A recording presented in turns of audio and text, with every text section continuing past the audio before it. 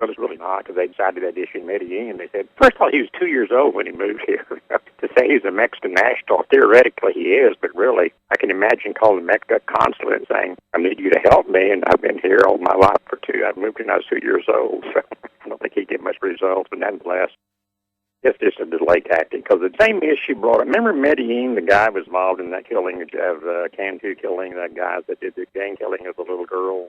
Medellin is the same identical thing. He was born in Mexico and moved here as an infant and was never nationalized. He never got his citizenship. The same thing is true of this guy. He moved here and he was 2 years old and then never bothered to get citizenship. And theoretically, he is a Mexican national. I mean, but he's been here most of his life. So maybe they tried the same thing in Medellin. They tried to argue to violate the Convention on Consular Relations. But the U.S. Supreme Court knocked that argument down, as well as the Court of Criminal Appeals. Because here's the problem. When they passed the treaty saying that you had the right to self-consulate if you were a foreign national, the Congress didn't implement any legislation how to enforce it. And without that implementing the legislation, it has no meaning. That's what the Supreme Court said. It does confer individual rights. Without implementing any type of stuff from Congress, it has no meaning. Much like, for example, when they said that you can't execute mentally ill people, the Supreme Court said that, but they didn't implement the definition, didn't implement how it would be presented to a jury, left it up to the state. But when they passed that treaty, they're saying that nationals had the right to self-consulate, tell them that. They didn't implement it. The Congress implemented no legislation how to enforce it. Therefore, without that legislation, it really has no meaning. And they argued the same thing in Medellin. That was not long ago, and they executed him. It was almost an identical case. Because both of them moved here as when they were babies, and never bothered to naturalize or become citizens. And I'm sure if you call the Mexican consulate, and so here's the problem. You only have the right to consult the consulate after when you've been arrested. Well, hell, all the evidence they got on him occurred before he was arrested. Because witnesses saw him taking a girl from the party. 30 minutes after they took the drunk girl from the party, his brother came back and said he's covered with blood and said he killed the girl. People from the party found the body. Police found the body. Her head had been crushed with a piece of asphalt. They went to Leal's house, searched the house, and they arrested and found him. And they found her blouse with blood on it, plus blood in his car. Once they found that, they arrested him. Well, at that point, he could have called the consulate if they had. What the hell could he have done at that point? Because all the evidence was gathered prior to his arrest. What good would it have done him? I mean, in the first place, I can imagine the Mexican consulate getting a phone call at 4 in the morning and start inquiring, realizing the guy has lived here all of his life, but for 2 years. You're not getting relief in the Mexican consulate. And even if he did, what could they do? Because at that point, the case was over. The United Nations is not. What happened, there was a case called Avena, in which Mexico sued the United States because 51 Mexican nationals were on death row. And none of them had not enforced the treaty. But you take, for example, in this particular case, what would you do if you're the San Antonio cop and you arrest a guy who had lived here all his life too? How would you know he's born in Mexico? You wouldn't know it. So how could you tell him he has a right to his consulate? I would not think that he's a Mexican.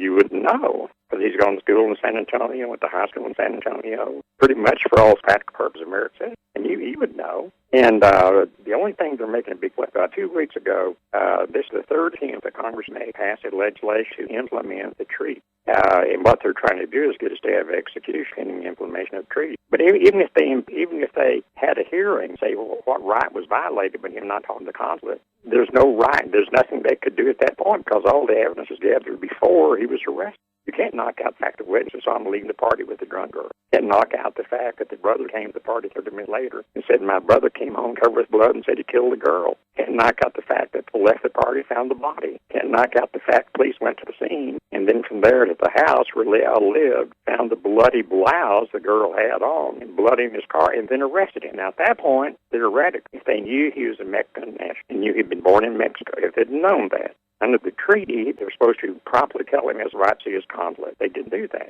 Number one, they didn't know he was a Mexican national. And number two, no one's ever done it before. And so he had to contact the Mexican consulate and appointed a lawyer to represent him. What good would he have done at that point? Because the way it works, if there's any type of violation, they don't dismiss the case. They just simply said you can't use any evidence gained as a result of the violation. Well, no evidence was gathered.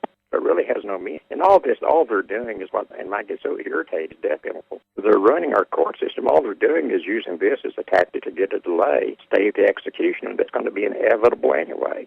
It's not going to work because they decided that issue in Medellin. And what they're asking is almost foolish. They're saying we want to get a stay to see if this bill introduced in today, the implementing legislation, will pass Congress. Well, who in the hell knows if it's going to, if ever? The third time they brought it up. It's never passed before. They're not going to grant. I mean, that's almost foolish.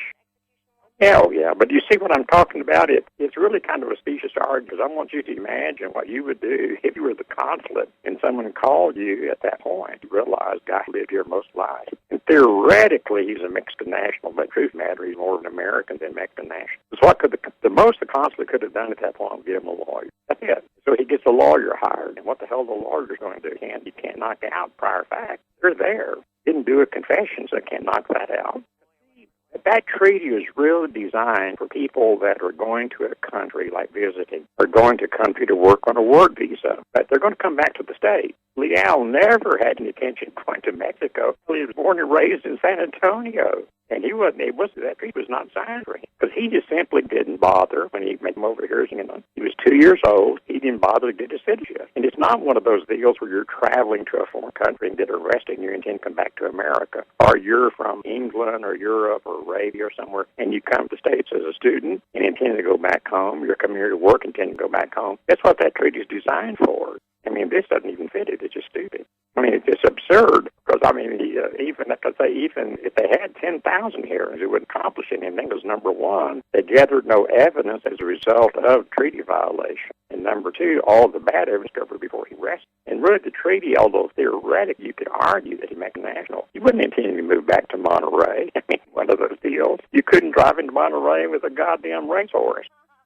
Well, it's just and that's why I get so irritated, because they have clogged the courts much with arguments that have no merit, that when you eventually have an argument of merit, no one's going to listen to you. It's real frustrating to me, because if people only knew it's not that intricate, it's not that complicated. If they knew the facts of the case, I mean, if you had every lawyer in America, what the hell would you do once you have the set of facts that I just outlined? Well, how are you going to defend it?